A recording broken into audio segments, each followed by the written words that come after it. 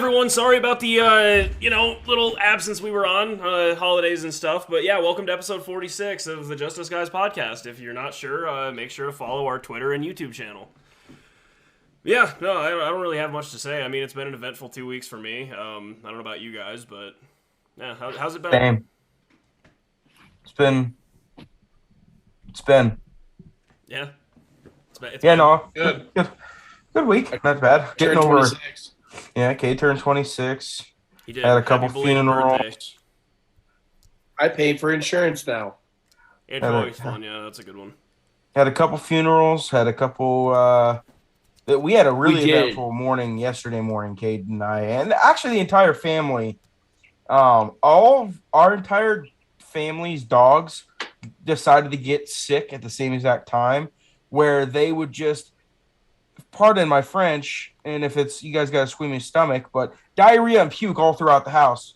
Raging diarrhea. All of them? Just raging diarrhea. My Keena's Gemma, Chipper, my mom and dad's dog, both Cade and I's dog, all throughout that. We had 9 separate sludge and throw up spots all throughout our house. We woke up yesterday morning. Raging diarrhea last night. Horrible. The night before, Wow. Sunday night. Don't know why. And the weird part is, Chipper and Muzzy and Cole were with each other this weekend, but Keena wasn't home this weekend with her dog. That's what was so weird. Because I called Keena, I was like, hey, I don't know if Muzzy got, we gave him a couple treats, maybe it was something along those lines. She goes, well, Gemma just did it too just now. I'm like, that's just weird. There was a dog cold going around, or just a weird coincidence, but it was the same exact thing. Yeah, that was a fun morning. Wake up yesterday. To deal with that, it was pretty disgusting. And just happened to run out of toilet paper. I mean, not toilet, paper towels right at that moment. So Kate had to do an early Target run at 8 a.m. to go get a big pack of, I keep saying toilet paper, but paper towels. But yeah, no, that was fun. It's good, but yeah, overall not too bad of a couple weeks. A lot of stuff's happened in the sports world, as we all know. So Yeah. Hey, by the way, paper towels at Target yesterday was $16. That's an ungodly amount of money for paper towels. That is a lot of money. And Cade's girlfriend Jordan calls me stupid from ordering in bulk on Amazon for like 28 of them for $10. Yeah, it's not a bad idea. Mm-hmm. I literally swiped my card, walked away, and I looked at the receipt. And I'm like, 16, 80. I'm like, what the? How many Dude, was are you it? kidding? Was it like a 6-pack or what? No, it was a lot. 8. There was a decent amount, It was yeah. 8. 8. Okay. It's not bad. But still, just I'm $2 Packers a owner now, roll. so there's that too. You are a Packers That owner. did happen. Yeah. Ty is a Packers owner. I am. Yep. Put it in the Louvre. Louvre? Sure. But how about you? Me? Yeah, no, the other Evan that's in here. God damn it. Been great. Evan, I have a question, dude. The hairline's looking great. Are you on Hims or Roman, or what are you doing? That's what I'm saying. Is No, that my foam? hair- Is it that foam stuff that you put in your hand and then just like? No, I mean, I'm not balding. Okay. Can you give me a balding check, a little peel back? A little peel back, a little pop Little under peel the back? hood. No, No. you're not gonna do that. Not doing that. No. Oh, okay. I'll give you one. I like what he just did. I have hair gel in my hair, so it's too stiff. You have to go to the Nice. office today. Yes. That's Nice. always fun. Stiff. Hey, kind of fun news. Not really fun, but I want to bring it to the table, to the council. Okay. We've had this debate multiple times on the show this year, and I've been sitting Russell on it Wilson for 2 wasn't weeks. ready to come back. Yeah. I would agree with that. Yep. I've been sitting on it for 2 weeks now. How overrated is Lamar Jackson? We're gonna not get into to, this. We're not to sports yet. Yeah, we're not even there yet. I've been waiting 2 weeks for this. We're not to sports yet. Okay. All right, Cal, let's see your question, bud. I'm so eager though.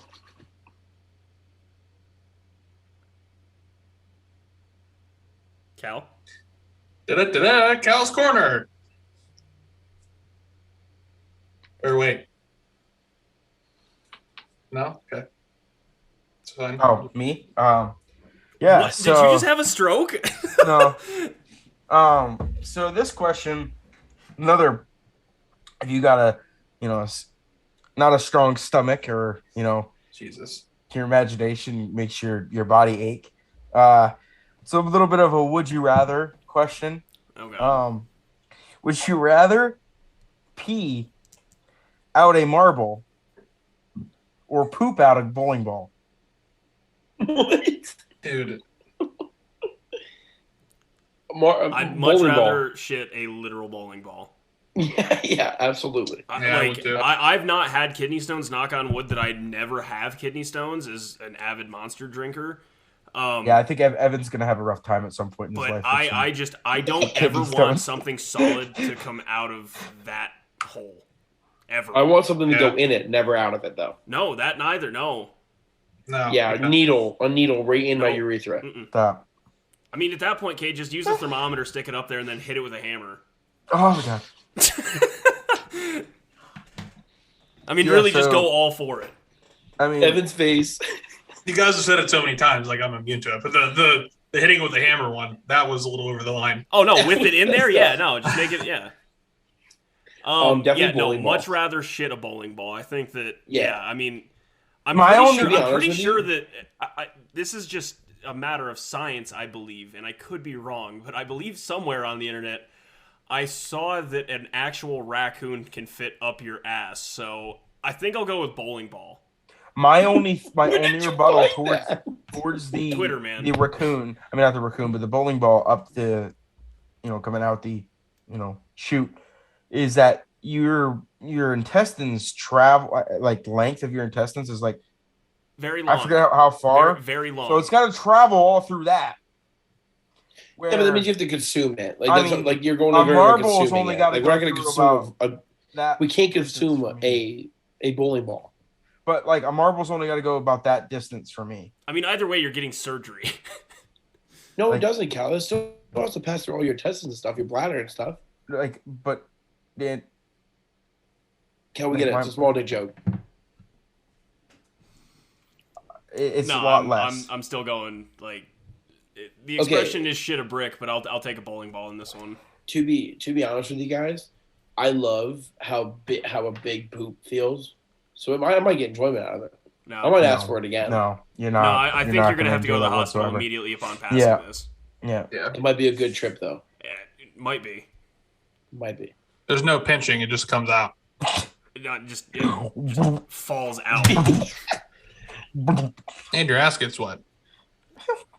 I think I have a lot more concerns than a splash. I think there's a lot. That's the least of your worries. A simple splash is not unbelievable. All the things you can worry about, a little water on your butt cheeks, probably not going to be your biggest problem today. It might feel good, but it's not getting your butt cheek. I mean, how big your butt's got to be to come out, Yeah. I got a pretty big butt. All right. I got some cheeks on me. I'll say that. I get it from my mama. I'm sure Julie would be thrilled to be a part of this. So your rectum can stretch 6 to 8 inches wide, so yeah, you're good. Give me a bowling ball. A bowling ball's way bigger than 6 to 8 inches wide, though. I don't know, man. I think it's pretty accurate. Okay, so I think 8 inches is probably pretty accurate. How much is? How do I look it up? Bocce ball. Should have bocce ball out. Is there you a go. Bowling ball. Bocce ball won't be too bad. So normal kidney stones, like kidney stones on the large side, can get up to the size of a pea. Hey, like a pea. Yeah. The USBC, which is a half the size of a marble. So either way, you're getting surgery. Oh yeah, guys. No, but wait though. USBC specifications include physical requirements for the diameter of 8.5 inches wide. So, as a bowling ball. You're right on the border. You can make it happen. You're definitely not going to be walking for a while, but yeah, shit a bowling ball. We're bringing real science. Also, apparently kidney stones can get up to the size of a golf ball, and in that case, just put a bullet in my head. 100%. Yeah, absolutely. Honestly, at that point, I would rather not have a penis. Just get rid of it. The largest kidney stone ever recorded, according to Guinness World Record, was just over 5 inches at its widest point. I mean, yeah, you literally that's double. You go to the hospital for that. Like, no, you're getting cut open regardless. But if I I'd have rather- to pick, it's bowling ball. I'd 1,000,000%. Hey, cut me open. Remove that. It's not coming through Remove my my penis. entire genitals. Remove them all. Remove them all. I would never want to deal with it again. I don't even want the risk of it coming. Just remove them. I don't care. I love it.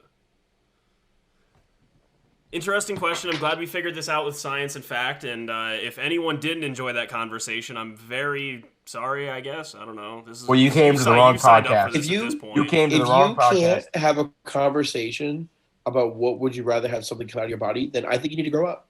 That's just a personal. I think it needs to be personal growth from someone. I think they need to grow personal Do growth some real deep from soul the searching situation. there. Yes, I really do. Women I think mean, you're out cheating, but this is what you're really talking Yeah, about. no, this you is know? exactly Exactly. that. It's exactly it. All right, yeah, no. Cal, as Let's do always, Mile High. you're bringing the questions that really make you think. You know, So I I'm bringing appreciate questions that. that the people need to know. No, They need to know absolutely. the answers. If you're not Literally there. listening to this and you're not thinking about these things in your off time, you need to really look at yourself and think, what could I put up my ass and make it come back out? I mean, you really need to know Okay. these things. I never said put anything up in. Now you're taking it to another level. I mean, hey, we can just go back to the mid 2000s internet and just have someone shove a glass mason jar up there and then break it. So, Bro, why do people like shove, Evan's looking like, up videos right ex- now as we speak. Why do people I'm not. I'm looking at winter coats. Jordan just texted me and said literally what the are you talking about? Jordan, don't fucking worry about it. I straight up just told Rachel, I was like, don't ever watch any of our episodes. No, please do. Yeah. You'll get to know what we really, you don't know someone until you listen to the podcast and you really get to know each other. That's the conversations we have. You know? It's glorious. All right. Let's hop into the mile high question, though, real quick. Because this one's a pretty good one. Thank God. As always, it's from the guys at Afternoon Drive. Shout out to Eric and Mason. This week's question is, let's say that Denver does finish 8-9 or 9-8, which would be 2 or 3 wins in their last 5 games this year. Would you guys consider it a good season for the Broncos after finishing 5-11 last year? My answer, bluntly, is no. Mediocrity is worse than being the Lions. Mediocrity in the NFL is the worst thing you can possibly be. So no, I mean, what about this season for the Broncos stands out as a good season? Their coaching has been bad. Teddy Bridgewater hasn't played well. Their one big win was in Dallas, and they haven't shown even a remote glimpse of that since. And as Eric brought up right at the end of their question to us, no, it'd be smarter for them to lose out. Fangio's gone. They're going to look for another quarterback. Bridgewater wasn't the answer. Locke's gone. They have a great young running back, their young receiving core. Their defense hasn't been stellar this year, but it's been above league average. This was a bad season for the Broncos by any metric. I don't care if they're still in the race for the West. They are head and shoulders the worst team in the division. For me, anyway. Yeah. I would say that I think sorry, Cal. I think every situation is different. So if you are the Cincinnati Bengals, right? The Cincinnati Bengals who were 3 or 4 and 11 last year. Say this year with Joe Burrow, they go above 500, and then next year they're going to be There's a 10+ win team, right? I would say this is a good season for them. Now, for the Broncos who don't have a ceiling of winning 11 or 12 games, I would consider it a bad season because they didn't get anywhere. They can run it back the same way next year, and they're going to get the same result. So I think it's a bad season because if you don't see your team ceiling, we would say with the Bengals is a good example to compare with, then I would say it's bad. I also think that if you don't have a quarterback not like Teddy Bridgewater. Teddy Bridgewater is a 500 quarterback. He's proved that his whole career. The thing is, though, is if you don't have a quarterback who's going to win you 11 or 12 games, they should lose every game. For stockpile picks, trade everyone, stockpile picks, and rebuild. I have 2 points for me when it comes to this question. One, they're not going to win 2 or 3 games their closing stretch.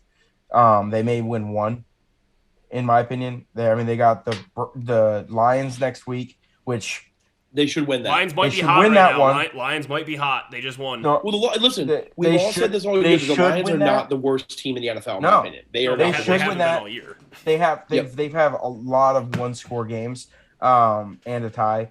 But they should beat the Lions. But then they have the Bengals, Raiders, Chargers, and Chiefs after that.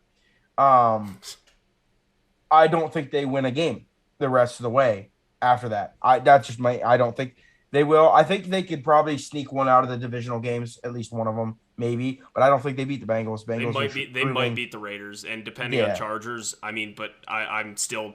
I would if I had a gun to my head, I'm picking the Chargers and Raiders to both beat the Broncos. Exactly. So, but my second point is, if you ask any Broncos fan, at the beginning of the season that you started the season 3-0, then lost the face of your franchise, Von Miller, for really didn't get anything out of it. A little bit, but nothing crazy. And then you still technically almost have a quarterback controversy. They probably would say, wow, what happened that season? So that's where I'm on the lines of where I don't think it's a good season at all. I think it's more of a, like Ty said, a mediocre season. And the worst thing to be in the NFL is mediocre. You literally go nowhere. You get stuck in the mud. Teams such as the Bengals over the years have proven that, where they may get to the playoffs every couple of years, but they don't win a playoff game. And in that division, you can't be mediocre. You have two Super Bowl contenders and one that is we're not sure what's going on with them, and then the Broncos. So I don't think it was a good season. I think at best it's mediocre. Yeah. I really don't know what the expectation was, though, for the Broncos. Like, did you guys say that they were an 11 to 12 win team before? I don't think they were. So no, I said I could say they could be a backdoor playoff team. Honestly, they figured maybe seventh or eighth in the AFC. They can still make the playoffs. To be fair, that is where they are right now. Yeah, I think if they lose another game, though, that they need to just whiff the last four just to get better picks. Whiff meaning lose on purpose. Yeah, or blow, whatever you want to call it. The last four games. So that's basically where I'm at with it. Yeah, I think if I would try for the playoffs, because if they make the playoffs, it's hard to say they had a bad season. They went from definitely 5-11 to playoff team. Yeah, making the playoffs is good. Yeah, I'm saying for where I'm coming from, for me, is that I don't think they're going to make the playoffs because they're not going to win 2 to 3 games out of the last 5. It's unrealistic. They play for me 4 teams over 500, right? Yeah. Raiders are over 500. Yeah, I believe so. Yeah, the Bengals they're 6-6. The Bengals are question marks, okay, but week to week question marks. But the Bengals should just trounce the Broncos. Yeah, and I have full confidence that the Chargers will. It's in Las Vegas against the Raiders, then it's in LA against the Chargers, and then they close out the game at home with the Chiefs. I think that which the Chiefs are hitting their stride. Unless Patrick Mahomes doesn't play that game, which I still will take the Chiefs. No, he's going to play the game because no matter what, they're going to be either playing for home field advantage or home field. I was going to say, the entire AFC has 4 losses right now. Yeah. We were talking about it this weekend. The entire AFC is a complete crapshoot. Yeah, I have no idea what's going to happen. Yep, every week. I genuinely Patriots 9-4, Chiefs 8-4, Ravens 8-4, Bengals 7-5, Titans 8-4. Chargers 7-5, Bills 7-5. It's 4 and 5 think losses about this way right too. now. Think about it this way: the Ravens, who have been pretty, they're 8-4, right? Yeah, Ravens are 8-4. In that 8-4, they've probably won 2 to 3 games they probably shouldn't have won. They probably shouldn't have won, and then I think they played really bad against Pittsburgh. They're a better team than Pittsburgh. I think personally. Let's talk about this because, Cade, yes, I will give you credit. Lamar Jackson, since I did defend him as MVP, in week 6 or whatever I did, no, he's fallen flat on his face. Since. He's not played well. I can openly admit that. I the have no podcast problem jinx. with that. But Evan and I did talk about this yesterday. The Ravens are almost arguably the most injured team right now, and they're still 8-4. So is Lamar probably being asked to do too much? Maybe, but that's not an excuse to throw 4 interceptions a game. They are minus. I would agree with you, Ty, if he hasn't thrown a pick a game. They're no, minus that's 9. I'm agreeing with you. Right. They're minus 9 in turnover. Their turnover differential right now, and they're 8-4. Yeah, that's unheard that's not of. Sustainable. That's unheard of. Right. Well, look at the Chiefs. That's why they'll league in turnovers, and they were. That's why they'll never make a deep playoff run.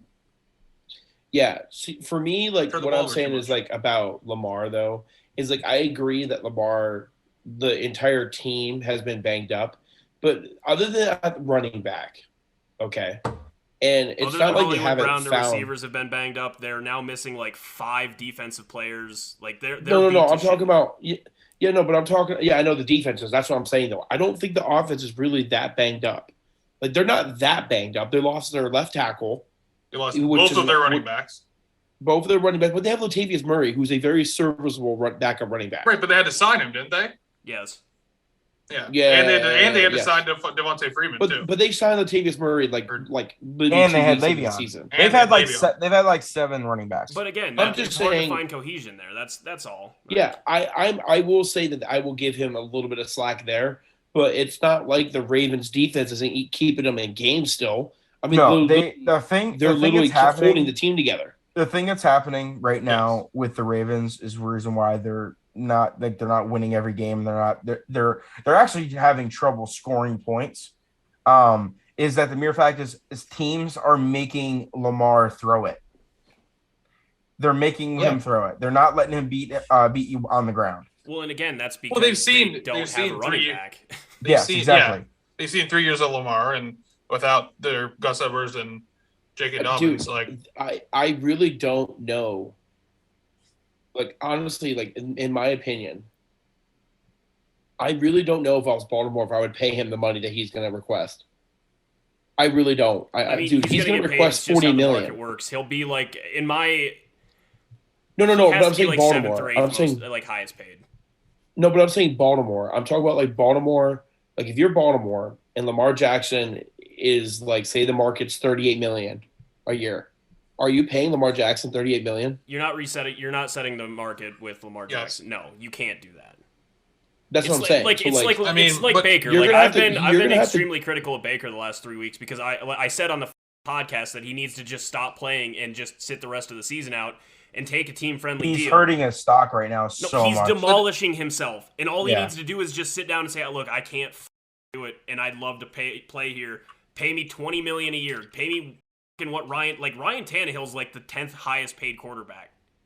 Yeah, and everyone views his deal as team-friendly because it was like 5 years for whatever. It was just a slightly longer one than 4 years. I just don't think Lamar. I'm saying like. Even if Lamar Jackson came up to the Ravens, were like, I'm requesting $35 million or I'm walking, I'd be like, they'll pay him 30. Oh yeah, I'm not paying him that, bro. But here's his case though. I know they will, but I'm saying where my opinion, where I think, like, okay, let's look at the other quarterbacks around the league that are like getting paid that much money. I think there's a significant difference between Lamar Jackson and those guys.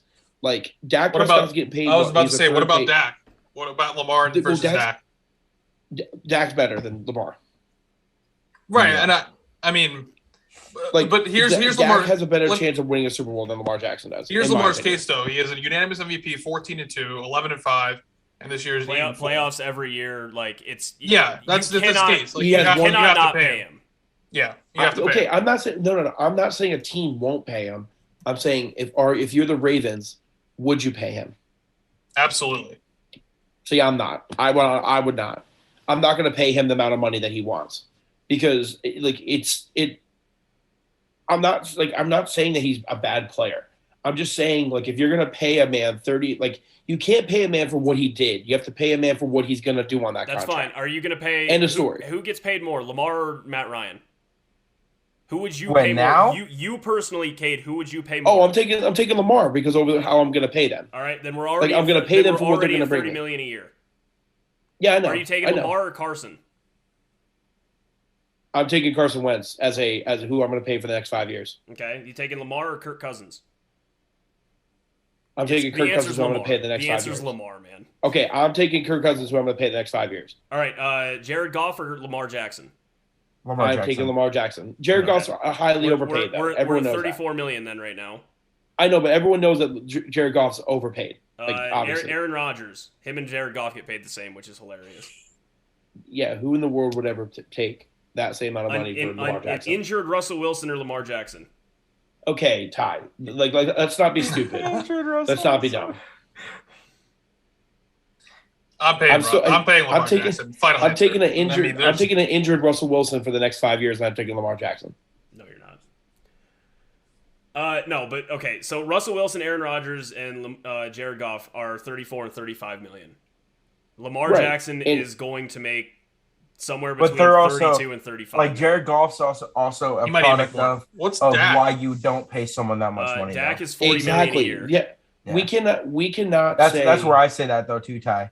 Is that you can't like Jared Goff's a bad deal. Not every quarterback's going to pan out when you pay him a boatload of money. Exactly.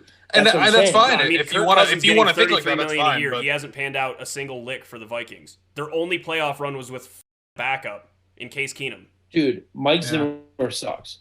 You can say whatever you want, but Kirk Cousins has done all for the Vikings.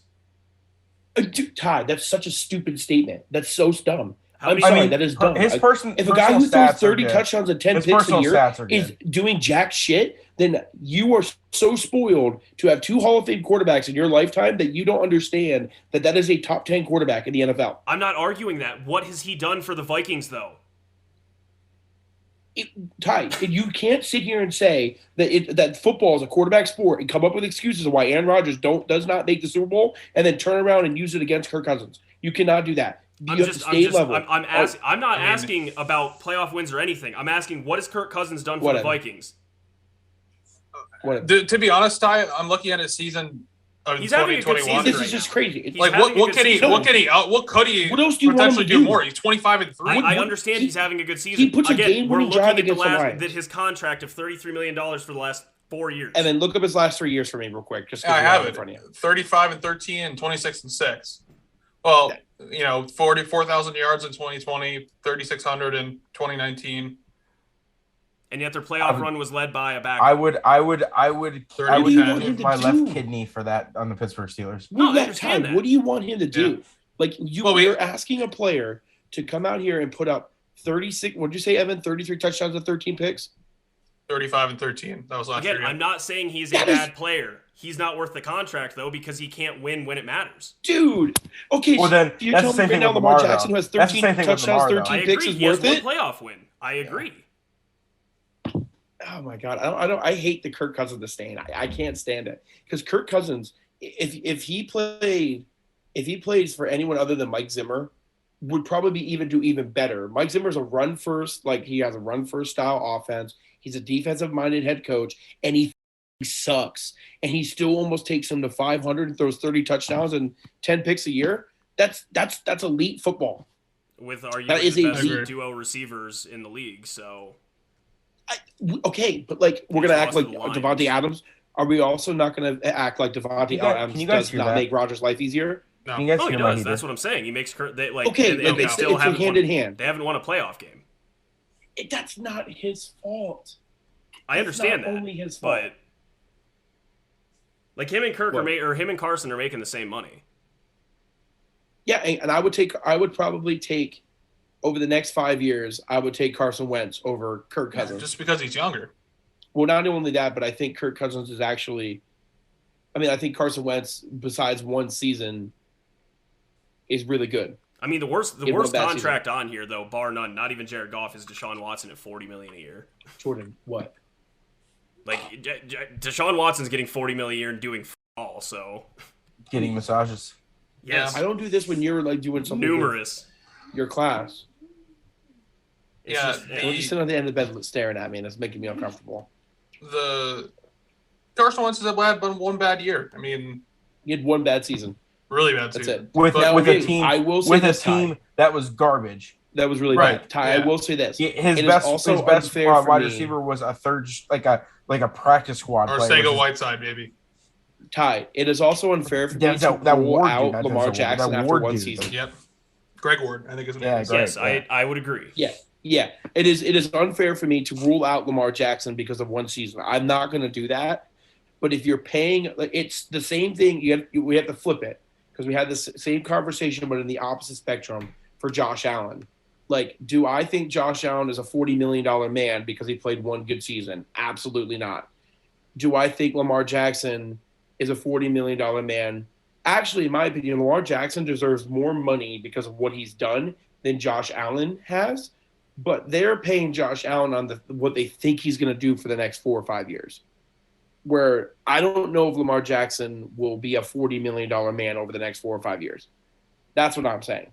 Yeah, I mean, Lamar Jackson has had 2 out of 3 good years. I mean, this year is he's still having a decent year. It's still a decent year. Not statistically, no. This year is not decent. No, at all. So, but he's still leading his team to wins.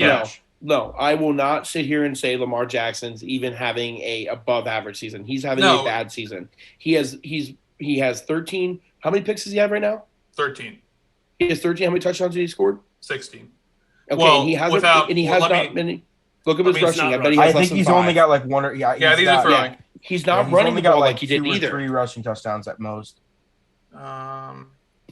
Rushing, he has 2, I think. Yeah, I was gonna say he was averaging like 1 a game last year. I know. I lost a lot of money on betting him. And how many fumbles does he have, Ev? How many lost fumbles does he have? Because he's a running quarterback. That's a big thing. 4, 5, 6. He's got 6, but only 2 lost. He's only lost 2. Yes. Really quick, what is the Steelers' cap situation? Do they have a ton of cap space? Very good. Oh yes, next year we have the most cap in the NFL next year. I was going to say because Ben's only getting paid $14 million a year this year, and he's not playing next year. Well, he's worth all of that. No, I understand. Like I get $14 million. But that's what I think that's a fair contract for him. Before you got on there, Ty, going into the season, I think it was. I know it hates you to your I think it's still fair. But there was an article on CBS Sports about the top 7 most likely options at quarterback for next year with the Pittsburgh Steelers, and number 1 is Aaron Rodgers. No, everyone can say Aaron Rodgers, but if who's number 2? Like Aaron's not. Number 2 is Pitts from whatever his name is. Pickett. Yeah, Pickett. Kenny Pickett. And then number 3 is Russ. And then number 4 is Matt Corral. I love all 4 of those options. Yeah, I'm just saying, like, when it comes to, like, I would not say by any means, like, okay, let's think about it this way. If you were to pick up, like, if you were to say, like, would you rather take, Dak Prescott's having a good season. And you're blocking your mic. No, yeah, you're blocking muffled, your mic. Muffled. Can you hear me? Yeah, I can hear you now. Where do I have? I'm just holding my laptop underneath it. Yeah, you're gone. You're doing it again. Is the mic on the goddamn side of the laptop? It probably is, yeah. Okay, anyways. well, here, really quick. I mean, so I'm going to run off the list. Pat Mahomes, $45 million. Josh Allen, $43 million. Dak, $40 million. Deshaun, $39 million. Russ, $35 million. Jared Goff and Aaron Rodgers, $33.5. Kirk Cousins, $33. Carson Wentz, $32. Matt Ryan, $30. Tannehill's at $29.5. Jimmy Garoppolo's at $27.5. Stafford's at $27. Derek Carr, $25. Tom Brady, $25. Big Ben, $14. And then after that, it's just a bunch of random rookies and bullshit players. I would say probably the best deal I heard there was Matt Stafford for $27.5. Yeah, he signed that one forever ago with the Lions, though. I mean, I would say Aaron Rodgers. I mean, he's getting $33 million for MVP caliber quarterback. He should win it again. Honestly, but realistically, Tom Brady's going to. Realistically, Lamar Jackson has to be. He has to be somewhere in the Jared Goff, Aaron Rodgers range at 33. Yeah, has to be. See, what's gonna happen? I agree with that. He's gonna get paid more though. Yeah, probably. I need to move. I'm not liking where I'm sitting on the bed right now.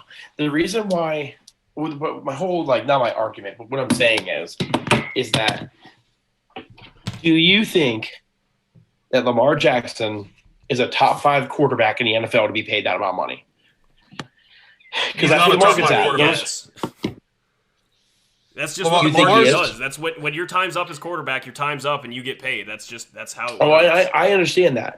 But the reason why I'm saying this is because in the last 3 years we've seen Deshaun Watson, Josh Allen, and Pat Mahomes all get paid that amount of money, a high amount of money. Yeah, Jared Goff. I don't think Jared Goff was ever like. I mean, I know that was a bad deal though. Like I'm leaving him out because that was a bad signing. Got him to the Super Bowl, was 13-3 and an MVP candidate as well. No, I know, but then he fell flat on his face for like 2 years after that. I'm not disagreeing that. I'm just saying he got he got the contract at his height. Oh yeah, for sure. Shout out to his agent. Agent was brilliant. Yep. But what I'm saying is that those three are like three of the top 6 quarterbacks in the league, like definitively. Like obviously Deshaun's not playing, but like when he's playing, everyone would say he's a top 5 or 6 quarterback in the league. Do we think that Lamar Jackson is in that conversation to be worth it? Like I'm not saying he's going to get paid that amount of money from someone. That's not what I'm saying. He's going to get paid. I'm saying, but is he, like for your franchise, a good move at almost $40 million a year? Compared to the latter, like compared to the other options. That's what I'm saying. I think about when it comes to the Ravens situation, there's not that many people on the roster, especially in the offensive side, that are going to need that amount of more money. You're going to have to pay Mark Andrews because he's a top 5 tight end, top 7 if you want to say top that. 3. Like, he's top 3. But like what I'm saying, he's top 3. Hollywood Brown ain't shit. The receivers suck. Like exactly, and even as we can tell in the league right now, running backs grow on trees. Like literally, running backs are growing on trees. Dog, the Ravens have had 15 on the team this year. That's what I'm saying. So they have Devontae Freeman right now, who was a starting running back for like 5 years. Exactly, and so that's where, and we're not looking at someone on the offensive line other than pretty much Mark Andrews. There maybe, I mean, offensive line, but the offensive side. Maybe there's a couple guys on their offensive line that maybe deserve a good chunk of change. I'm sure if they run like they do, they have to have some bulldozers. But for the most part, they're not going to be shelling a lot of money out on the offensive side. They shell out a lot of money on defense, though. They shell a lot of money on defense. Yes, and exactly. So that's where if I was the Ravens in with Lamar, I would try to get him not to go through the roof with the money and be like, hey, if you take $29,000 or $30,000. We will get you $1,000. $1,000? That's the best deal in the world. I said 30. I think I must have blocked out. I said 30,000. Yeah, $30 million. 30 million. Sorry. Yeah. Whatever we gave you that much money, we can get you so and so wide receiver, so and so running back, like what Tom Brady did.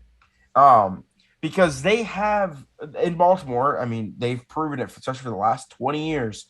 They know how to build a winning team with whatever they got. They know how they have a coach who is there and who is present and who is very good.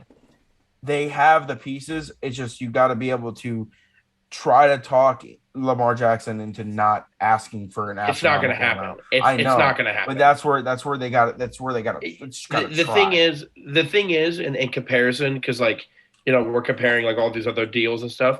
Lamar Jackson deserved whatever paycheck he ends up getting more than Dak Prescott did. Like Lamar Jackson earned it more than Josh Allen does. He earns it probably more than Deshaun Watson even. Because like you said, he's won a unanimous MVP. He's been to the playoffs 3 out of 4 years. Well, this will be his 4th year. So he's going to go to the playoffs again this year. Yep. So he's going to be in the playoffs for all 4 years.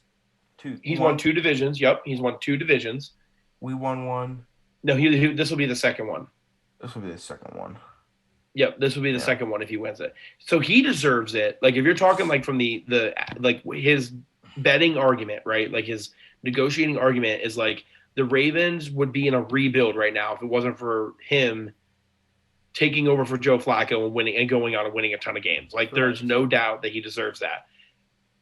But if you're paying someone for the next 5 years, there's other guys. The other guys I mentioned, I think are more like a more like better. It's just like we've seen Lamar's ceiling. We know what he can be at his best, and that is one of the top 3 athletes in the league. That's not. We just haven't him at his ceiling, at his best. He is one of the best players of football. The other guys, though, we know exactly what they're getting, and it's not the inconsistency like we're seeing right now. Exactly, that's what I'm saying. Like, because I like Lamar. I think Lamar's style of game is like awesome. It's so fun to watch. It's backyard football. Well, not only that, but like he's obviously unique. Like, there's nobody like him. He's what Johnny Manziel could have been if Johnny Manziel wasn't an idiot. Like, the way he could run and, like, make plays, like off, like you said, backyard football. Really quick, though, this is just something, and then we should probably hop on to something else because we've now talked about Lamar Jackson for 40 minutes. Well, half an hour. The Bears are paying 3 quarterbacks right now, combined $22 million. The Lions, Packers, and Vikings have 3 of the top 7 highest paid quarterbacks. Yeah. That's bad. That's hilarious to me. Yeah. Well, like, isn't Nick Foles still making like $20 million a year? No, it's $7 million a year, so the total contract might be that. 24 mil total. That breaks out to $8 million a year. It's got to be great. Being that was definitely. And by the way, 21 of that is guaranteed. That's what I was gonna say. That was definitely restructured because when he signed with Jacksonville, it was a 4-year, $80-some million deal. Correct. But yeah, speaking of that division, shout out to the Lions finally get the first win, which is for me. I'm happy. Like it's good for the league, man. It's funny, whatever. They beat the Vikings. Funny. Yeah, it's funny to see a team go and whatever, but it is. But at the same time, like Dan Campbell is it Dan Campbell? What's the coach name? It's Dan Campbell. It's not. It's tough for like you to wish something like that because that dude he's fighting for his job. I mean, who keeps their job after 0-16? It just not even winning one football game. So, it's definitely. It's not to say they haven't been in games. Like literally, they've gotten a NFL record field goal kicked to them at the buzzer. They tied with the Pittsburgh Steelers. They lost to the Vikings before they won this one. They won this one. Didn't the Vikings win on a game-winning field goal? Yes. They lost like 4 or 5 like single-digit losses, and I'm not saying like 8 or 9 points. They lost by 8 to the Niners, 18 to the Packers. That 8 to the Niners was bullshit. The Niners were up by I agree. It was a comeback. By 40. Yeah. Right. They lost by 7 to the Bears, 2 to the Vikings beforehand. Yep. They got blown out by the Bengals, the the Rams, and then the Eagles. They tied with the Steelers, lose by 3 to the Browns. Yep. Lose by 2 to the Bears, and then won by 2 against the Vikings. Like, if you were to actually look up their scoring differential, if you were to take away the 2 blowouts, it's actually probably on par with a team that's like 3-10 right now. I was going to say that it sounds like they should have their point differential is minus 113. Right, and that's with 2 blowouts of like 40 points. Yes. Right. Yeah. So the Eagles blew them out by 38, and the Bengals blew them out by 28. Falcons got minus 120 point differential, and they're 5-7. Exactly. Yeah. Saints have a minus 2 point differential, and they're 5-7.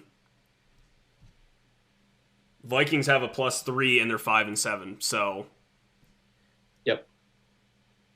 The Vikings are the definition of don't know. Like, in my opinion, poorly coached to lose that many close games in 1 year. Like, no, they've lost. They're the Chargers of old right now. Yeah, they are literally at one point this year they were literally leading by a touchdown in every game. It was like through like 10 weeks. No, they were up by 7 every game.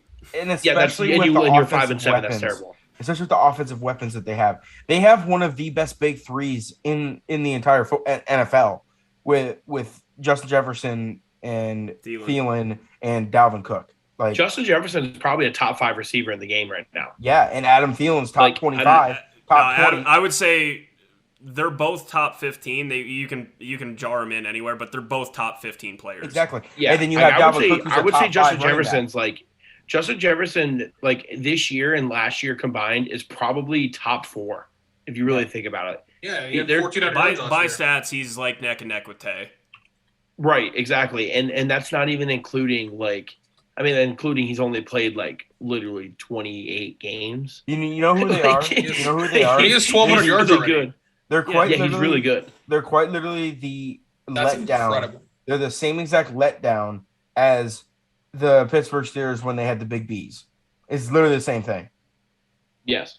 The same exact letdown. We won more games, but I mean, yeah, if you don't win the Super Bowl. Not really, dude. During those couple years when it was the big B's, like you guys went like 9-7, like There was the one year you went 8-8 with that team. Yeah, like they underperformed. It's only because the Steelers literally lose to people they should blow out by 40. Like Yeah, that is the that's the whole reason we all joke about them playing down to their competition. Well, not only that though, Evan, you got to remember that during that like dark time, like when we were in college, the Steelers defense was actually very bad. They were bad. Dog shit. Like, they were bad. Like they lost games because their defense could not get off the field once. So then we drafted the future defensive player of the year.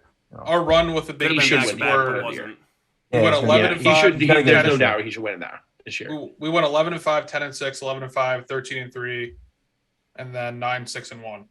In 2019, we were 8-8 with Duck Hodges. Yeah.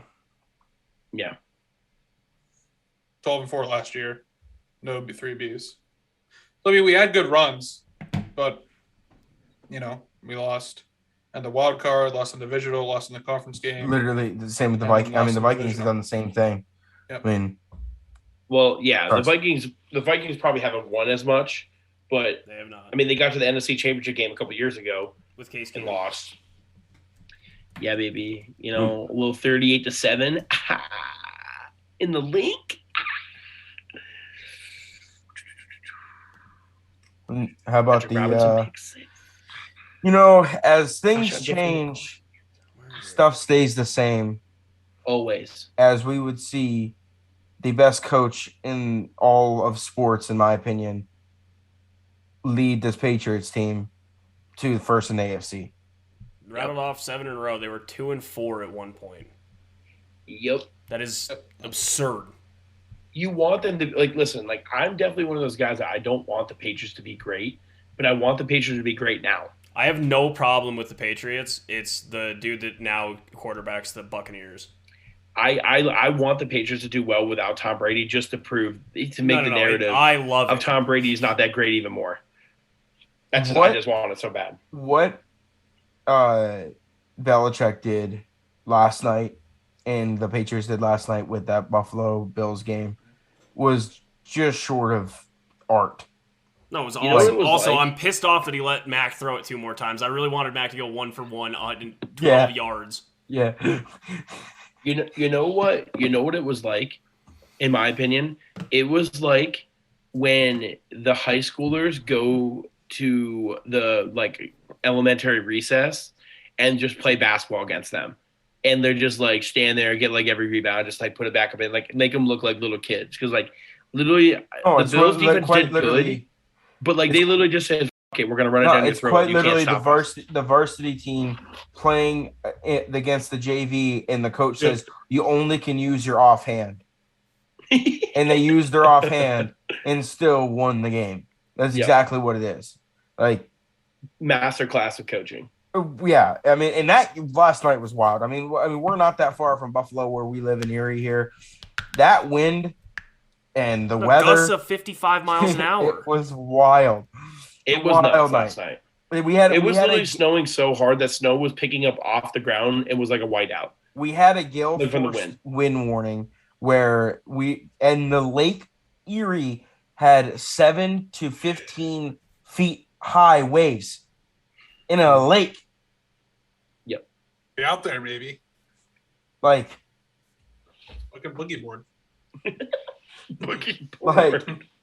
Come on, that's crazy. And he put a great game plan ahead, and people were saying, he gave the playbook to the Bills. He told them what they were going to do.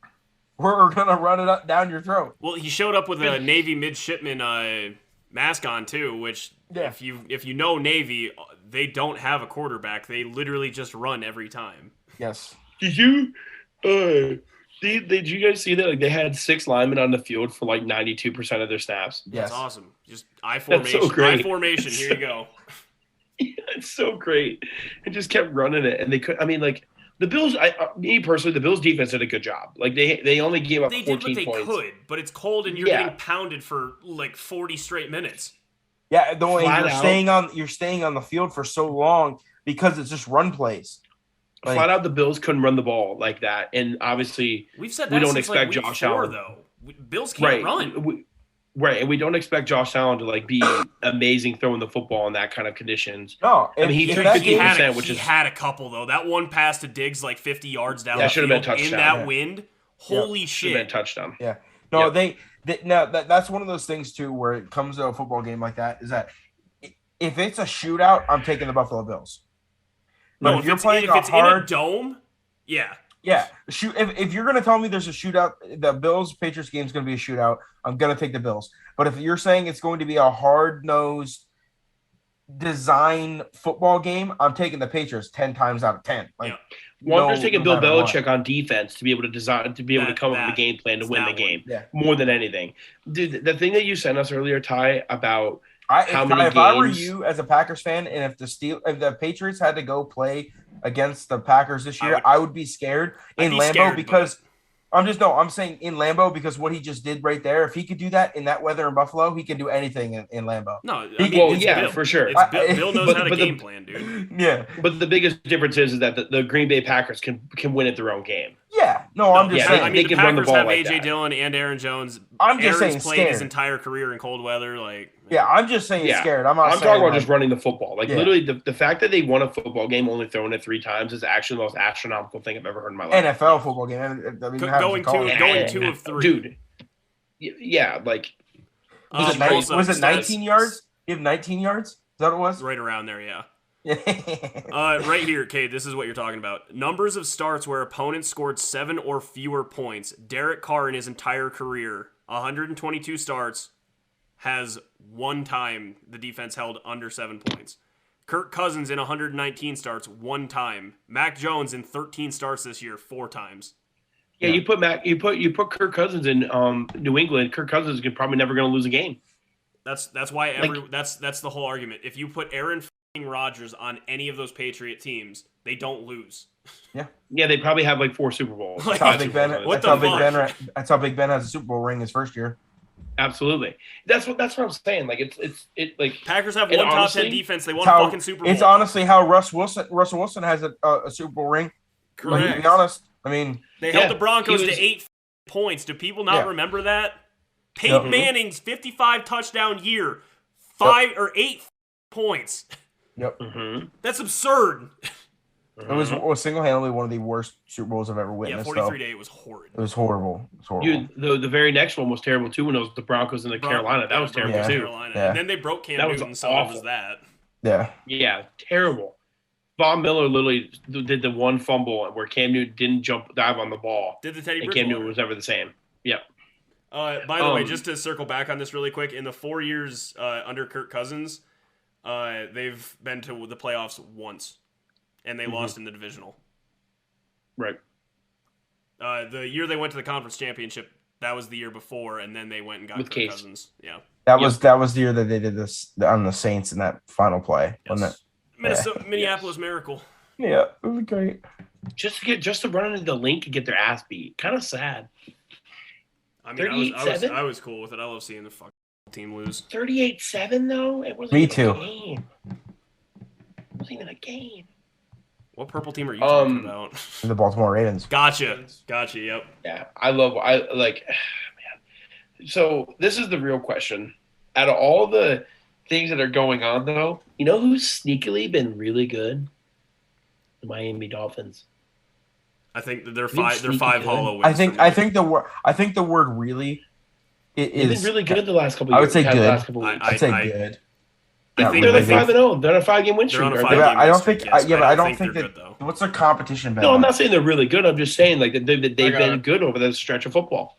I know they played the Jets, the Giants, the Panthers, the Jets, the Texans, and they beat the Ravens. Okay, so they won 1 A game, 1 good game, one mediocre game, and then 1 2 that they should win. Also, I don't give a flying f- what anyone tries to tell me about Tua Tagovailoa. He's not a good quarterback. He has 500 yards in the last 2 games. On paper, sounds great. He's completed I think it's 60 passes. He has 13 incompletions, and he's averaging 6 yards a completion. Yeah. Not an attempt, a completion. That's dog shit. Tua's not good. But I will say what I will always say about the Dolphins is I really, really love Brian Flores. I love him as a football coach. I do. I think Flores is he's a player's coach. Absolutely. Yep. I think Miami beats the Bills. I don't. I think that the Bills dog walk the shit out of the Dolphins. Where's the game at? Oh, they don't play him again. Oh.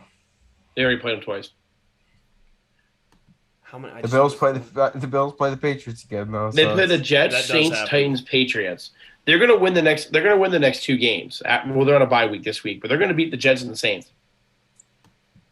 Like, what was the other thing? For the entire month of November, I think it was Tua had an 84% completion percentage for the entire month. Impressive. Yeah, sure, great. You're throwing the ball 3 yards. You really hate quarterbacks to do that, huh? Yes. There's nothing impressive about a dump off to 3 yards, man. There isn't. Hey, here's another good question, just because we're on like different things here. Do we think Jonathan Taylor should win MVP this year? Not MVP. He'll be Opoi though. Him or Cooper. Him or Cooper are Offensive Player of the Year. I don't know, man. The dude has like almost 20 touchdowns already. I understand that nobody is taking it from a quarterback. It's the unfortunate. I know truth it's of a the stupid. NFL. It's a stupid. I honestly see. I almost stupid see rule. it. It's stupid. I almost see it out of a. I if it's not a quarterback, I almost see a defensive player getting it before a next offensive player.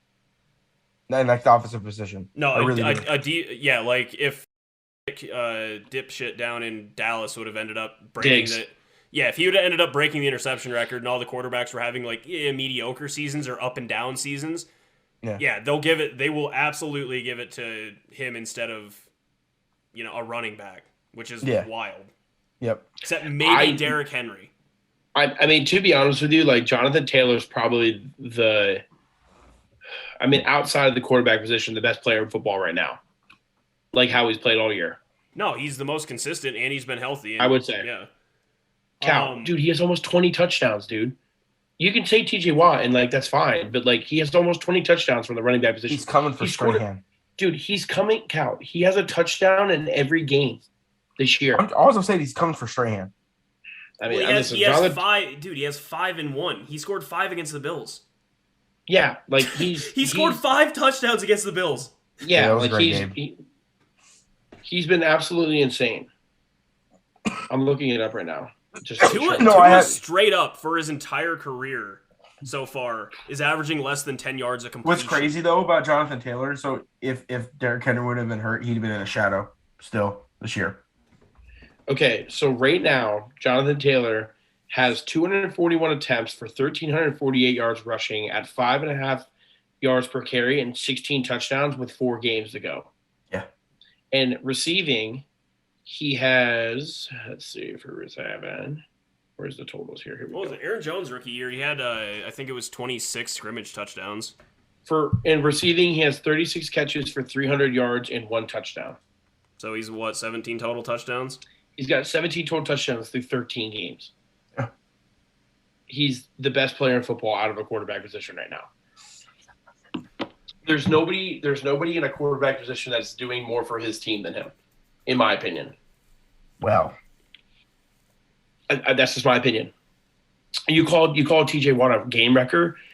The Indianapolis Colts are probably what are they? They're 7-5 now? Yes. Or 7-6, actually. No. They just lose? No, they've had a bye. No, they won. They're 7-5. Yeah. 7-5. So they're 7-5 right now. That team has a 5-7 team without him. Bare minimum. They've scored 371 points this year. That's up there for highest scoring in the league. Right. He's been insane.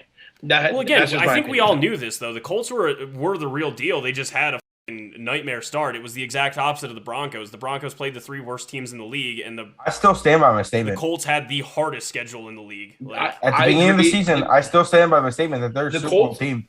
The Colts are going to be one of those teams that nobody wants to face in the playoffs as a wild card team. 100%. For sure. You're not going to want to play as a wild card. They very well could catch the Titans.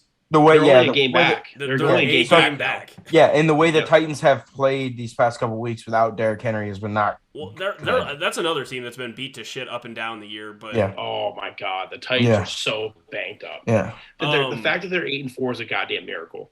No, I mean it's a testament to Vrabel. I'll give Vrabel that. Like they're winning, they are. Their defense is better than what people gave credit for going into the year. Big time. But their offense has been mediocre, to say the least. I know. Cade and I had the conversation today that there's literally, I don't think I remember a year like this year where there's like 5 coaches that could get coach of the year. Like it could be a drop of the hat. You could say right now. Belichick. Yep. You got Belichick. You got LaFleur. You have what's the name for the Bengals? Taylor. You have Vrabel, and we said another one. What was the other one? I think you have to put Cliff in there. Yeah, Cliff. I mean, they're 9-2 and the best team in the league. No, there was another one though, Cal. There was another one that we said though. I know. I can't remember which one it was. Urban. Double guns. I can't remember which one it was. I can't either. But I mean, literally, you know what's crazy too, and like what the conversation we had is that it's amazing how coaches don't win. The coaches that win Coach of the Year are always the coaches that the team were supposed to suck and they do well. You never get the Coach of the Year that was like, oh, they're going to be the number 1 team this year. They're going to stay that way. We're like that's why I think Matt LaFleur hasn't won it yet. I was going to say there's a reason LaFleur has 9 losses in the last 3 years. There's also a reason why Bill Belichick hasn't won a Coach of the Year since 2010. Right. Yeah, it's expectation. It's like you can't like I like for LaFleur, I thought he had a shot at winning it last year after they went 13-3 again. He has 9 losses over 3 years, and he's never even been considered. Yep. Yeah, that's the only reason why I think it is. I 100% agree with I get it, but it's because he started on third base with Rodgers. Like he started his career on third base. Helps. Yeah, like it's the only reason. But again, regardless, 13-3 is fucking impressive. Third base. He started on third base. Oh yeah, you could say every other new hire doesn't start anywhere further than majority first. Majority of the coaches in the NFL that have been around for more than 5 or 6 years that are on the same team are that way. You look like Tomlin, Harbaugh. You know those guys. Both those guys came into a team that was already. They started on second base, third base. You know exactly. So, but that's where it's so hard for me is like I 100% agree that LaFleur should be in that top 3 conversation for Coach of the Year. It's just for right now. There's so hard for me not to pick Belichick. It's Belichick just right now. Because they're the number 1 team in the AFC.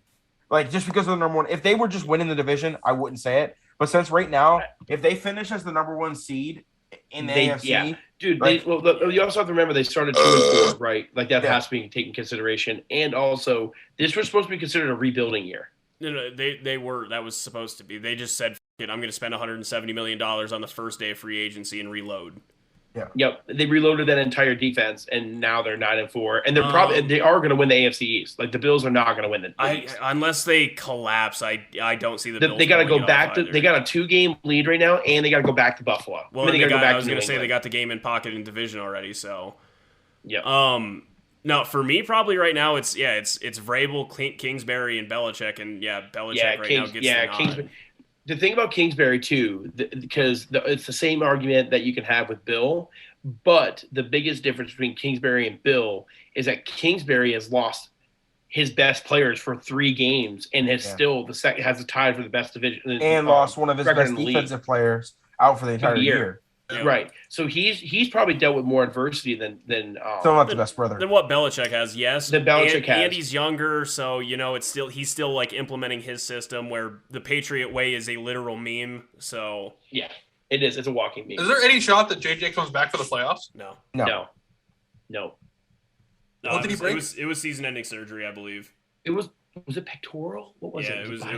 It was his titty, I believe. It was something like that, dude. I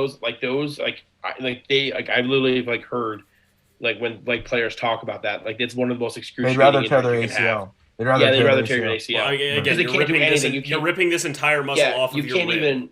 You can't even move. At least this muscle is getting removed from your rib. The thing about an ACL, if JJ Watt was to tear an ACL, he can still work out and he can still do like he's a fundamental lineman and he activities. Can't bench press anything. Yeah, he can't do anything. You can't move your arm. You can't even lift up a spoonful of cereal. Like literally, you can't do anything. Yeah. Hey, by the way, just really quick, and then we can move on to other sports or whatever the we want to talk about. In his career, I have to relay this because it blows my mind. In his career, Tua has completed 381 passes. Total yards on 381 completions, 3,759. It's not even 10 yards a catch. That is mind-numbing. Can you do me a favor? Can you give me in reference someone else, just so I have an idea? Here, I'll give you the Tom Brady. Who's been in the league as long as Tua? This is his second year. Herbert. Joe Burrow. Do Herbert. They both probably play the same amount of games. Yeah, Herbert's going to be disgusting. That's what I'm asking. I just need to see it in reference to something else. I bet his is like 13 a game. Or a catch. Maybe 12. I don't understand how you have son of a bitch. I need to get to a different one. I need to ESPN. Sorry, I didn't mean to make this tough. I just No, you're good. I just gotta find the same. Like 10 doesn't sound bad. It's just like when you say like Herbert's gonna be like 13 or 14, then it sounds really bad. So he was 381 for 3,700. It was 10 yards. It was just 10 yards. It was just under 10 yards. Yep. Yards to catch, Herbert is 11.1. I don't give a shit about that. Justin Herbert has completed 711 passes for 7,883 yards. Yeah. So what is that? About 11. It's about 11. Like 11. So it's like almost 2 yards. 11.8. Yeah, that's crazy. Yards per catch. Yeah, for sure. 11.1. No, it's per completion. Yards per completion. 11.1. Okay, there you go. Looking at it. Right here. Looking at it. Staring. I'm going to punch this motherfucker in the throat. That's still crazy, though. I mean, it's almost 2 yards, like you said. It's like 1.5 yards per completion. That's a lot. Especially when he's had 700 of them. Like, he just completed 30 passes for 240 yards. How is that possible? At the current rate, if Tua was to have 1,000 completions, just to make it like kind of like a bunch of seasons worth, it's 10,000 yards. He'd have 10,000 yards, which is not great. No. And if we did using this metric, you'd have to go. You would say that at 1,000 completions, Herbert would have like 9,000. At 1,000, he'd it'd be over that. It'd be like 11 12, per, 13, so it'd be like yards. Yeah, it'd be 12, because 13,000 yards point for in 1,000 there. completions. Right. Out of that ratio, that's disgusting. That adds up. Yeah. Yep. Wonder what guys like Mahomes was. I'm looking through at that amount of games. Hang on. I'm saying like through those amount of games, of course, because like.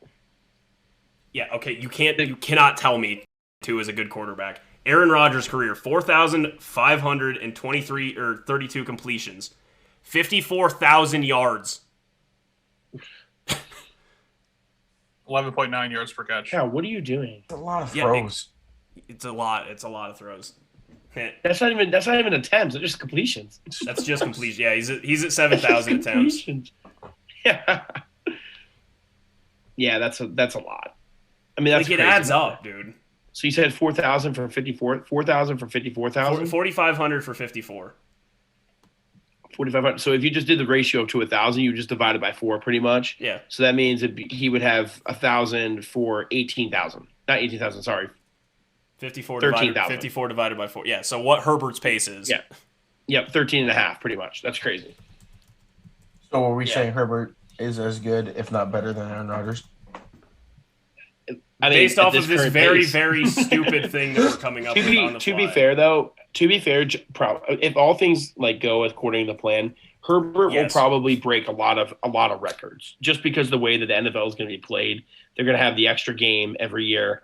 Like, you'll probably end up playing, and Rodgers didn't play 4 years. So, like, he's going to probably end up having, like, I bet he has more touchdowns. If everything goes according to plan, of course. You'll have more yards, touchdowns than Rodgers will. Just because of the amount of time he played. And if he ends up playing, I mean, Rodgers isn't done. Right. No. Also, Patrick Mahomes, for a reference of around 1,000. Patrick Mahomes has 1,400 completions for 17.5. for 17,500 yards. Yeah. Tua's bad, and I'm sick of this shit. Like, he's not playing well. Cal. 30 completions for 200 yards is not good. Yeah, I was going to send this earlier because holy shit, boys. Mm-hmm. I mean, holy shit. What? I think we're talking about the same thing. Cal and I are talking about the same thing. I was going to send this earlier. Okay. I'm talking about the same thing. Yeah, okay. No, I was going to send this earlier. I mean, holy shit. Yeah. Yeah, built. Some people are just built different. That is the definition of built different. Yep. I thought you were still talking about Herbert. Nah, I'm talking about that. No. Mm-hmm. That is some pretty big fucking titties. absurd. What did he say? What did Evan say? I had my TikTok Yeah, on those my are head. pretty big titties. Oh. I mean, holy shit. Hey, all right. I have something I need to bring up. Is it UNC or Chicago related? No, it's about how much money I lost. All right, I'm here for it. Well, talk about that in the betting section. We're kind of there, aren't we? Yeah. Well, we're not gonna. I know we kind of want to. We're not gonna touch base on the absolute newt UFC card that's this weekend. No, we need to touch base on the college football playoff before we go to UFC. Ooh, we do need to talk about the CFP. That one almost slid underneath the table. Yeah, we do need to talk about the CFP. Even though we have weeks to talk about it, I just want to mention. I want to mention how in the world did Michigan, who beat the crap out of Ohio State, then went to pretty much, in my opinion, probably more of an away game in Indiana than it is for Iowa. That's just my opinion. I don't know. Iowa and Indiana are neighbors, but so is Michigan. So is Michigan, but I'm just saying a very, very neutral field, and then beat the brakes off the 13th team in the country. They beat the shit out of them. Right, and they were number 2 going into that, and they win, and they come out number 2 because of Alabama beat Georgia. Now, I completely understand we do not want a Georgia-Alabama rematch in the first round. That shouldn't fucking matter. Yeah, exactly. That's the biggest problem. That's what they're going to do for the TV. And that's why it's the worst product in all sports. And I'm saying that, and I mean that wholeheartedly. There's nothing worse than college football. There's nothing worse than college football postseason, period. There's no other sport that's handled worse. This is the best thing from it, is that if for some reason Cincinnati did lose to Houston, Cincinnati was not going to make it. They would have put Notre Dame in because Notre Dame is 5th in the rankings, even though Cincinnati kicked the shit out of Notre Dame in Notre Dame earlier in the year. Right. Which that doesn't make any. Yes, I understand that Cincinnati, hypothetically in an alternate universe, Cincinnati just lost. They're still the 4th team in the nation. That's not up for debate, especially if you're saying that Notre Dame is 5th. Right. Well, the problem is, especially like when you're going to talk like the Notre Dame thing, there should be in no way, shape, or form if a team is playing in a conference championship and loses that conference championship, right? That a team who isn't playing in a conference championship should be able to bounce over them. I agree. If they lose. Period. Agree wholeheartedly. Period. The only case that I can make for the Cincinnati's, because Cincinnati does not play a tough schedule, that if one of the only tough games they have in the year they lose, then you can kind of make that argument for them. But if you're talking like other teams, like, majority of the time, we don't see Cincinnati in the top 4. Like we've seen Ohio State like come into the playoff because like someone in the Big Ten lost the conference championship. Like we've seen that over the past couple of years. No, Penn State lost the conference championship one year and Ohio State jumped them. Exactly. Like it should not happen. It is the most inconsistent and terrible way of judging who should play for a national championship in any sport. And I'm going to say no matter if you do 4 or if you do 8, I know 8 would make it a little bit better, but it doesn't matter because the teams 9, 10, 11, 12 are still going to be like it's just such a juggling act. It'll be the same thing like when Penn State was 5th, even though they were in the conference championship and Ohio State jumped them. And they weren't playing in it. It's that exact thing. And we were all like, Penn State's going to be 4th. Nope, Ohio State. Yeah, Penn State won the conference championship of the Big Ten that year, then didn't get put in. Like it's just it doesn't make sense. Way. Yeah, it's the worst handling of any. Well, because more so than anything, it's politics. It's not anything other than that. Nope. College exactly. like March Madness, there are 68 teams. That's literally up to the players who wins, period. There's a reason Cinderella stories exist. This is 4 teams out of the entire nation, and Alabama or Georgia or Ohio State have been in it, or Oklahoma have been in it every year. Yeah, and Oregon's been in there a handful of times. Oregon's been sprinkled in there. Like, it's Notre Dame. Notre Dame's been in there way more than I expected than when I went back and looked at it. Notre Dame's been in there like 4 times, dude. I can't stand, and I don't even, and the reason why it infuriates me so much, because I don't give a fuck about college football. And the reason why I think I don't give a fuck is because of this shit. Like, it doesn't make any sense.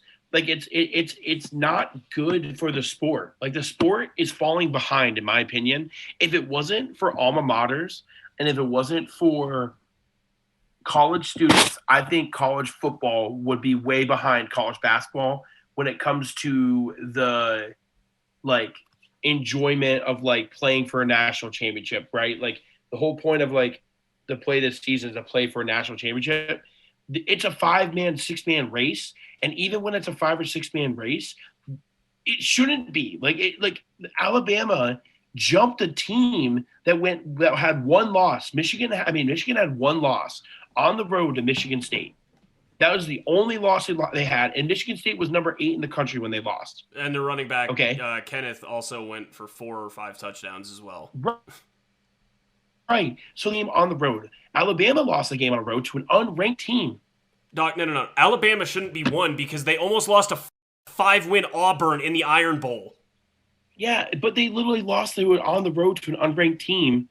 Michigan loses to, and also, and to be 100% honest with you, you look at the Big Ten this year, okay? How many ranked teams did Michigan play? I got to look. Iowa, Penn State, Michigan State. This is just off the top of my head. Ohio State. Wisconsin. I mean, most of the Big Ten is ranked, is the thing. Dude, at one point, 6 of the top 10 teams in the nation were Big Ten teams. Right.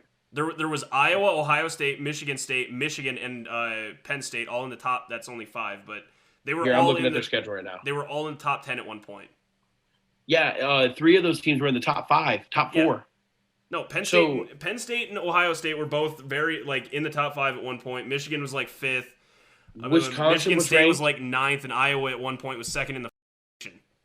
Yep, Wisconsin was ranked. Okay, they beat them. They lost to Michigan State by 4 on the road. Okay, they beat Penn State, who was ranked. They beat the Buckeyes that was ranked. They beat the Hawkeyes that were ranked. They beat 4 out of the 5 ranked teams. And the crazy part is every one of those teams they played, besides Iowa and Wisconsin, are in the Big Ten East. They're in the Big Ten East. They had to play against them just to get to a conference championship. Correct. And then they blew the out of Iowa in the conference championship. It's so stupid, and that's why I don't like it. That's why I don't really get my balls wet. Okay. Since the Penn State game, Michigan put up 59 points on Maryland. Understandable, Maryland's dog shit. 42 on Ohio State and 42 on Iowa, and Iowa all year had one of the best defenses in the nation. Yep. Like, the only reason Iowa was even ranked was because of their defense. Yep. Their offense was bad all year. They were outgained every game. Like, their defense is the only thing that kept them in games, and they just put up 42 and 42 on Ohio State, who's poster child of the Big Ten. Yep. Like, and again, Alabama went to 3 overtimes against a 5-win Auburn. Yep. Triple overtime. What should have happened, in my opinion, is that they should have just dropped Georgia all the way back to 4. Michigan should have been 1. Alabama should have been 2. And Cincinnati should have been 3. That's the way it should have happened. I know that still screws. That makes way too much sense. It screws. I know that it screws Michigan because they're going to have to play the harder team. But either way, no matter how you did it, they played Georgia. I mean, either way, if Michigan does go on a run, they got to play both SEC teams. Like, I want Cincinnati to win this whole thing just as a you to everything. That'd be cool. But get real, like, it's going. Awesome. Yeah, that's. I mean, I hope that happens. I don't think it's going to happen, but I don't want to see an SEC team in the bowl games anymore. Yeah, I'm just so like I had a conversation the other day. Which is better, the Big Ten or the SEC?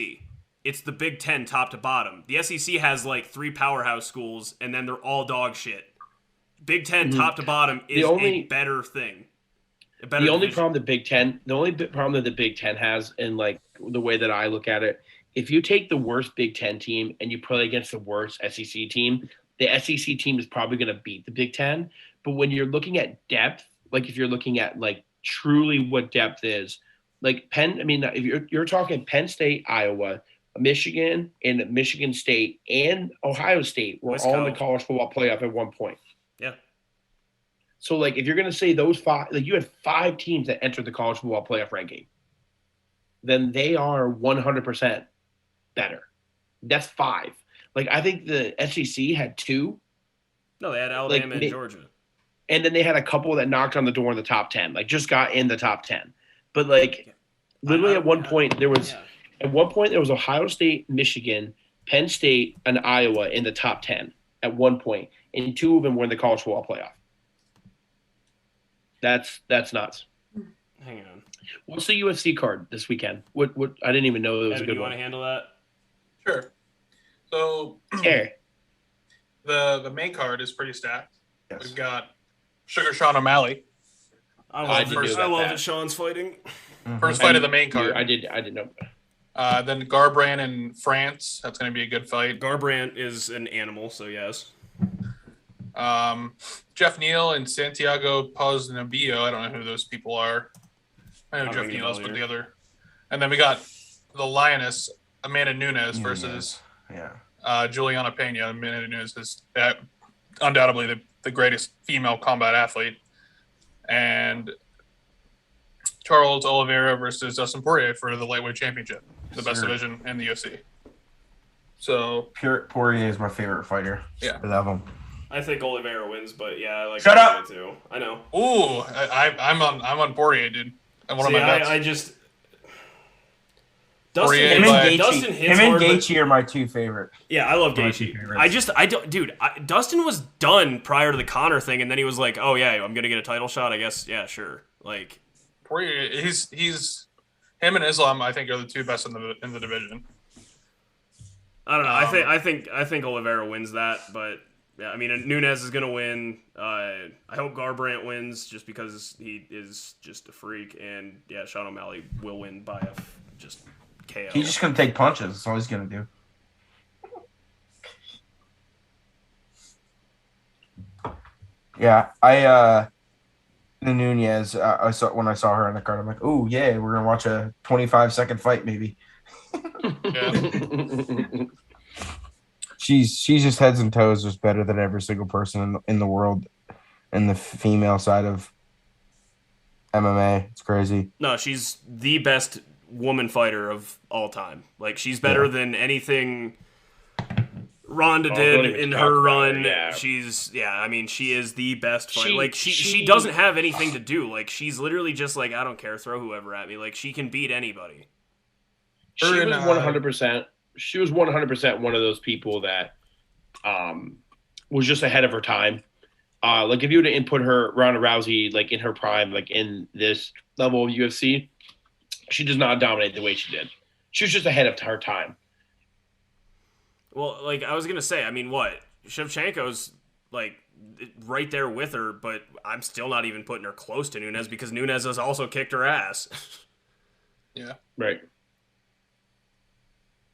Yeah, no, I'm excited for it. I mean, obviously, yeah, I think the UFC has been on a run lately, so. You know what's crazy? Tapology has Shevchenko as the #1 female pound-for-pound fighter. Okay. Really? Yeah. I don't agree with that at all. I'm really surprised. Like, they have Kayla Harrison at number 11. I don't like that either. She's way too low.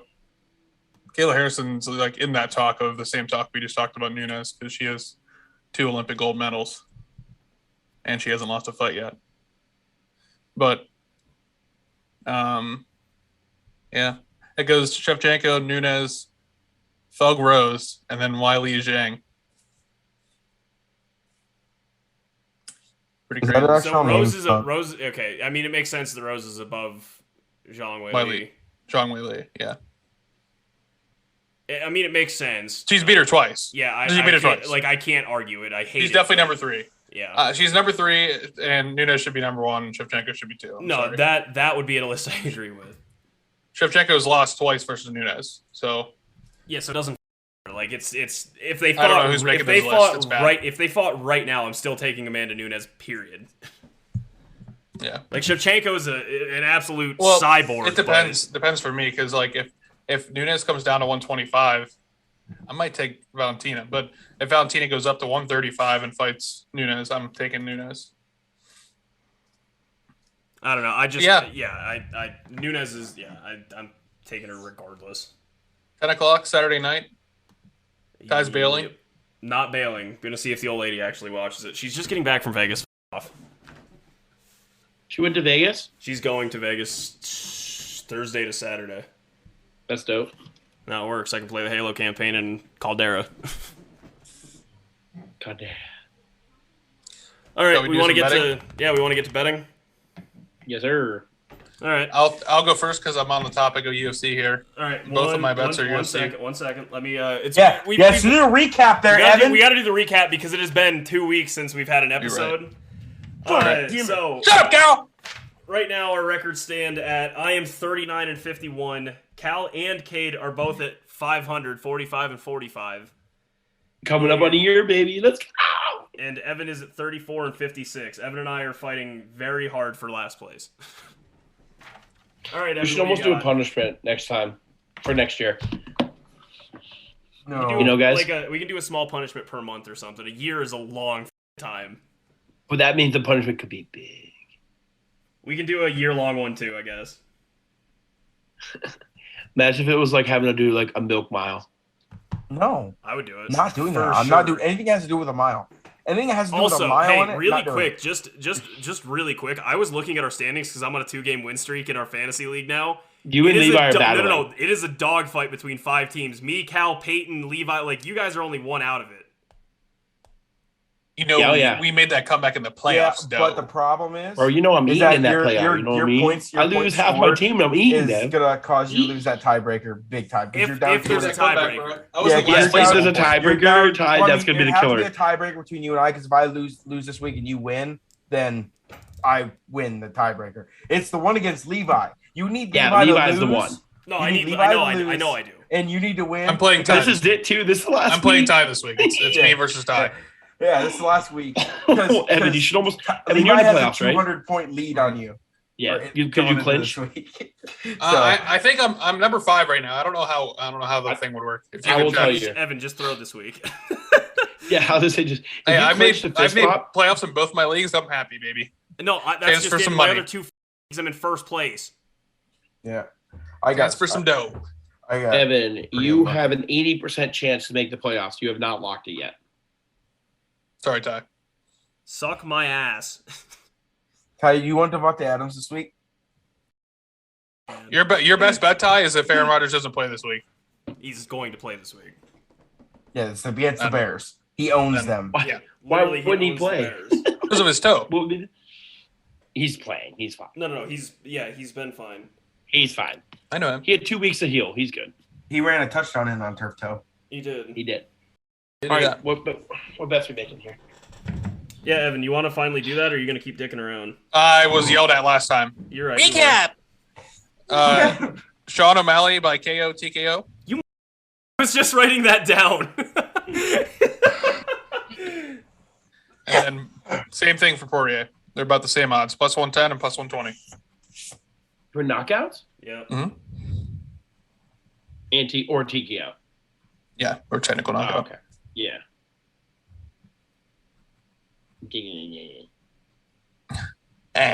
Son of a bitch. All right, well, I'm still riding with it. Yeah, I'm going. Actually, no.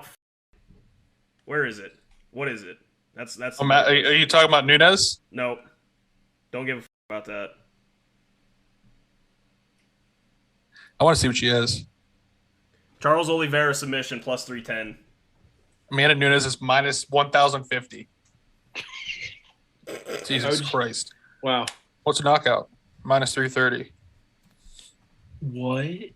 A knockout minus 330. Yeah, Nunez will knock this bitch out for sure. Did you hear mine, Evan? Yeah, I heard your Oliveira pick. Yeah. Your wrong Oliveira pick. It's not wrong. I mean, it's good for you because I'm full at betting in the last half of the year. You can't submit someone that's a master in jiu-jitsu, dude. All right, I'll go. I hate. It's one of my cardinal rules is betting on bad teams, but I'm going to do it.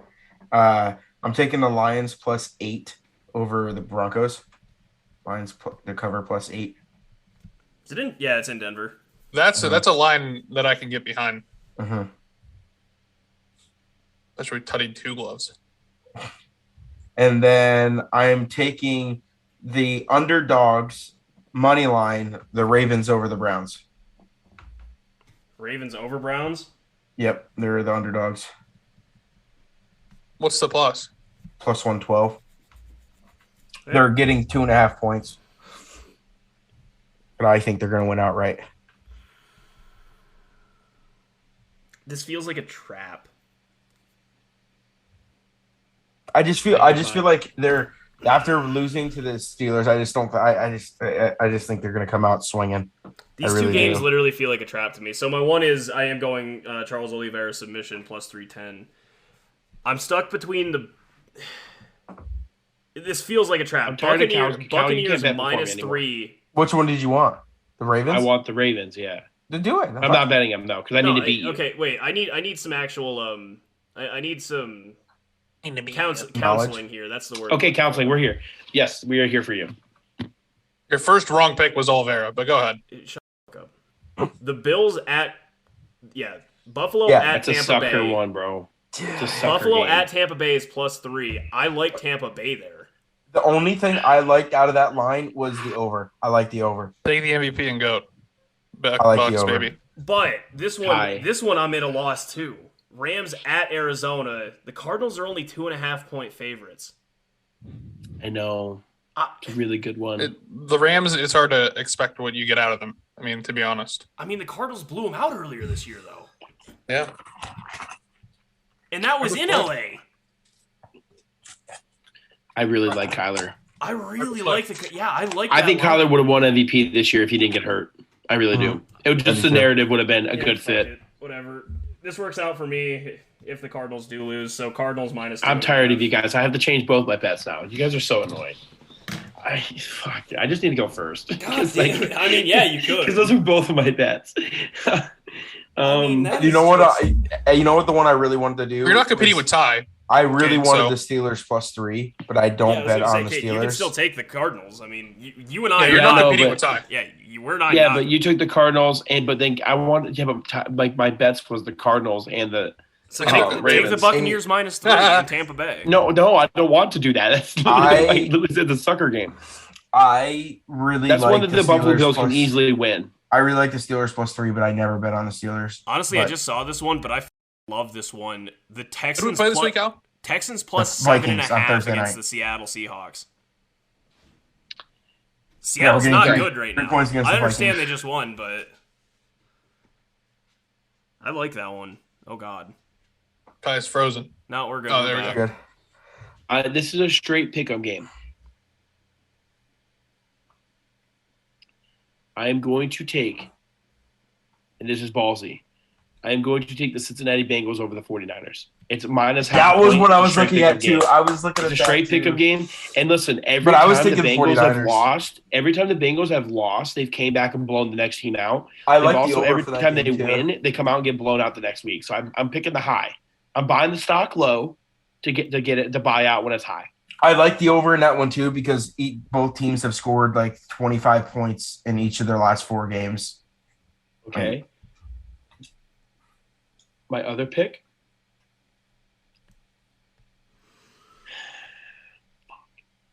I kind of love Saints -5.5 against the Jets too. I am gonna take because I think I'm gonna lose the Bengals bet. I'm gonna take the Ravens +2.5.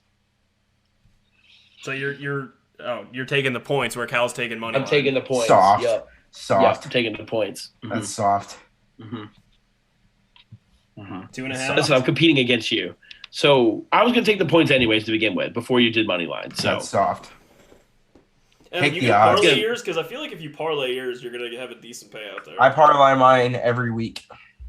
I do too. Hey, so I just want to let everyone know, because of this, the hashtag Don't Fade Cade was a legitimate, like, you needed to fade Cade for 2 weeks, from November 19th till December 3rd.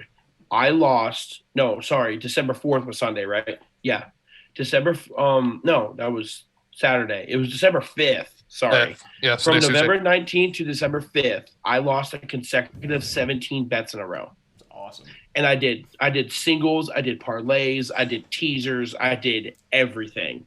I lost 17 bets in a row.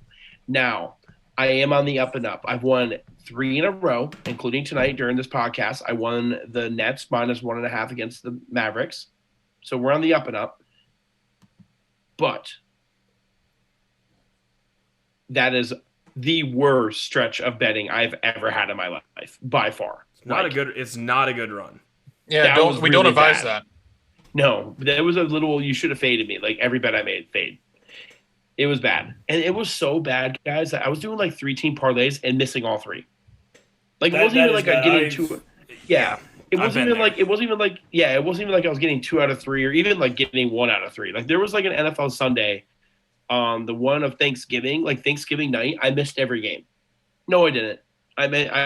I missed every bet, but the only game I got right when it came to like choosing the team I thought was going to win was the Bills and the Raiders. And then the rest of the week, I literally missed every bet. Bad. Even the NBA, like I lost probably $100 on the NBA in like the course of like a month, but I'm winning it back. So we're back on it. I just had to let you guys know that I'm happy for the Just Those Guys fam. Like it was brutal. Touch and go there for a while is what I'm getting. It was. I was gonna put together a 4-team hockey parlay today, and I should have done it because right now 2 of the teams have already won, and the other 2 are winning right now. Like just to put it in perspective, guys, going into like late November like time. I was up $239. At the end of that stretch, I was down $135. Yeah, that one's tough. That one's tough. That's a hard one to swallow. I need to get back into that, just making 2- and 3-team parlays and winning. Dude, that's what I was miserable. doing. I was hitting boosts and parlays all last week. I cashed out pretty good amount. All right, that's the show? I think that's the show, yeah. That's the show. Anyone got anything else to add? No. All right, cool. Yeah. Thanks for watching, everyone. Make sure to follow us, Twitter, YouTube. Bye. Subscribe. 100 subscribers by New Year's. Subscribe. Might happen. Later. Subscribe. I'll jump into the lake naked.